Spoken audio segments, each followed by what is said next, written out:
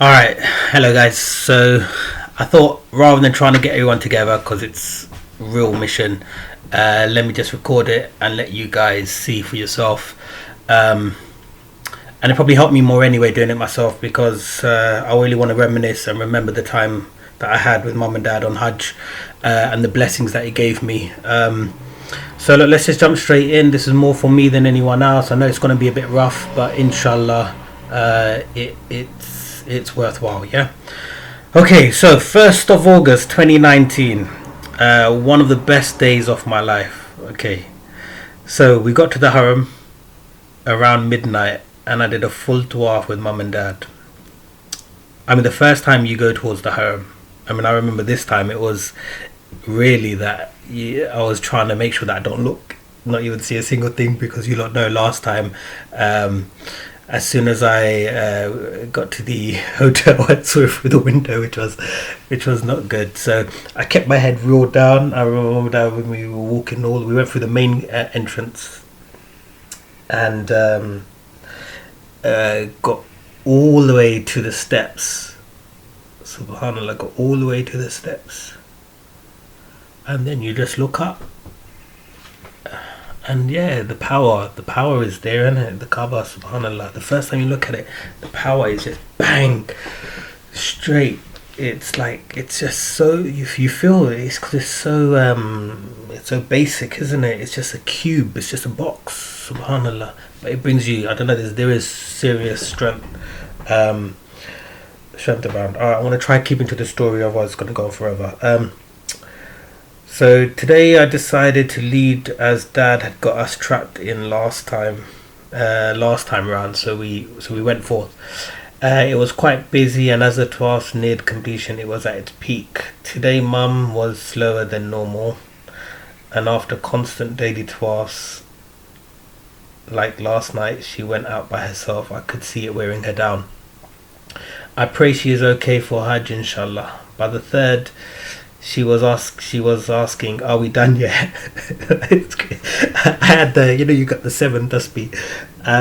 So I was doing it, so that, and oh god, yeah, you do, you lose track. You need that, so definitely buy that. The seven, the tasbih with this, it's a little ring with a little string with seven beads. Yeah, so you just do that every time you go around. Otherwise, you will forget. Guaranteed, you'll forget because you're so engrossed in the experience. You just forget it.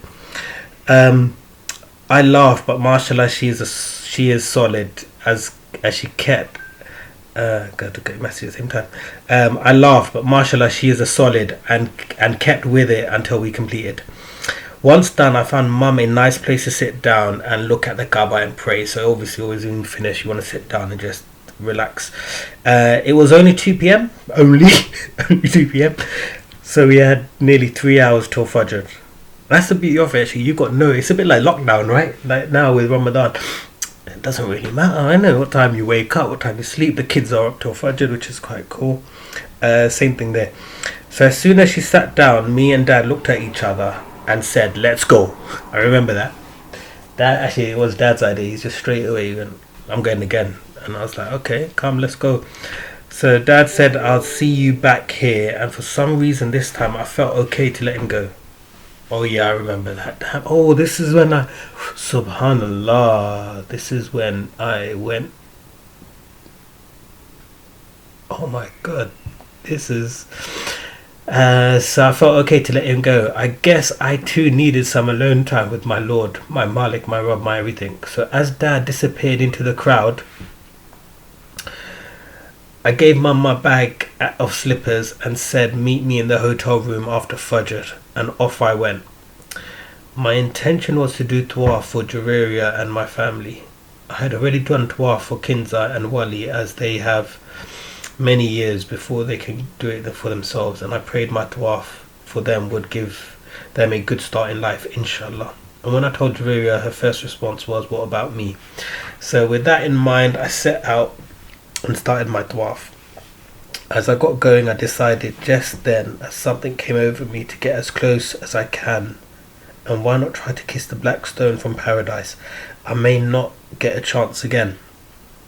So there I went, jumped straight in, first through a crowd of people hitting me from side to side, And just like the ring of Saturn, as I passed through, there was calmness on the other side. That's true. So as you going in, and never go straight for where the, actually no, some people do go straight for where the black stone is, and they do it. Subhanallah. I came from where our tawaf was, which was from Mecca Ibrahim.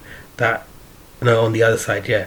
So then came in, and then you go with the crowd, and then there's a main rush, which is, just a couple of meters after the Kaaba, and then when you get on the other side of that, it's actually calmer, which is quite sweet. So you have to get through that rush, which is hard, especially for women, but for us men or boys, we can get through that. And then as soon as you go on the other side, wow, it's sukoon, it's relaxed, it's amazing actually. What was I up to? So first, through a crowd of people hitting me from side to side, and just like the ring of Saturn, as I passed through, there was calmness on the other side. A few lines of people just near the walls of the Kaaba, crying and praying and waiting their turn to get even closer. I tried and waited a few minutes to get my first touch of the walls of the Kaaba, but was then pushed into the crowd of people fighting and pushing their way towards the black stone. It was then I thought, here's my chance. Wow, so look, I didn't even get a chance to touch the Kaaba yet. Subhanallah, I got straight in and into that hustle bustle of the black stone, which is, it's different. The black stone rush is the black stone rush. Those are the guys, seriously, those are the guys. They are, oh my god, like religion's out the door. Religion's out the question for the next for the time that you're trying to kiss the black stone, seriously. But yeah, it's a different group, and then the rest of the harem is a different group. So the black stone, I must have got pushed into that crowd of the black stone,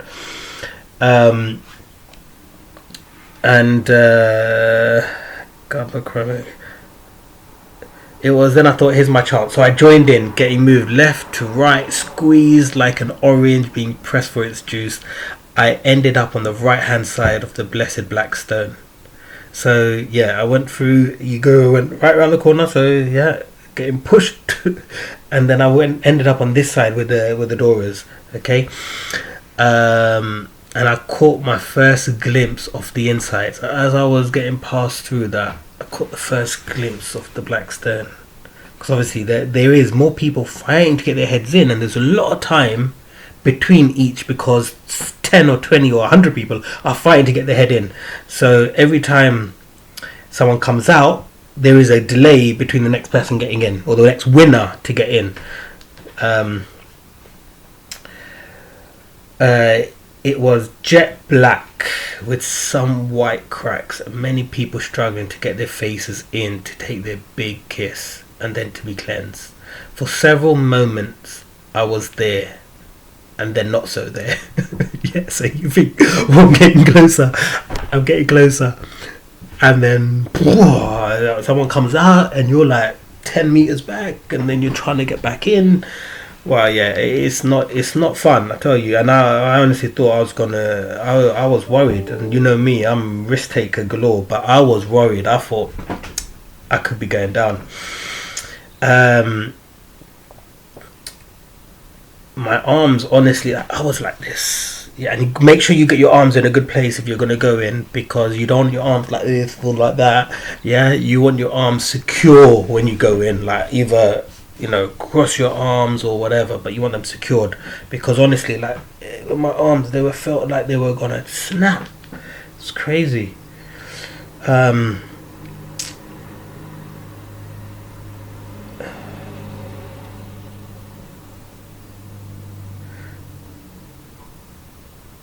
People really fighting and pushing without a care for anyone else. And then my opening arrived. One man from East Asia got his kiss, and then struggled the crowd to get his wife her opportunity. Oh my God, subhanAllah, I remember him. I think he even had, the traditional clothes on. He wasn't in Ihram, I remember that. They both weren't in Ihram. And subhanAllah, yeah, he got his kiss, and he got out, and he was like, oh, move out the way. and he just put his arm over his wife, let her come in, and she got a kiss, and he protected her. Like, I'm seriously, his